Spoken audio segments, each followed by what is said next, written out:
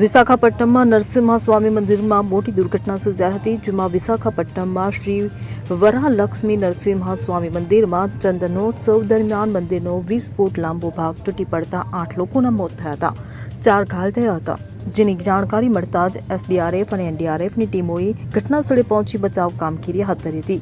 ત્યારે પરિસ્થિતિ જોઈને આંધ્રપ્રદેશના ગૃહમંત્રી વાંગલાપુડી અનિતા પણ ઘટનાસ્થળે પહોંચ્યા અને અધિકારીઓને જરૂરી સૂચનાઓ આપી હતી. મળતી માહિતી મુજબ ચંદનોત્સવ દરમિયાન 20 ફૂટ લાંબો મંદિરનો હિસ્સો અચાનક તૂટી પડવાથી આ ઘટના ઘટી.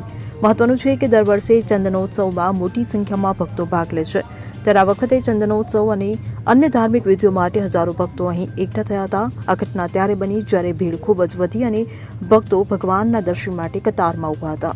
Bureau report CN24 news. હવે જુઓ દેશ દુનિયાની તમામ ખબરો તમારી આંગળીના ટેરવે. ઉઠાવો મોબાઈલ અને Google Play Store પરથી ડાઉનલોડ કરો અમારી CN24 ન્યૂઝ મોબાઈલ એપ.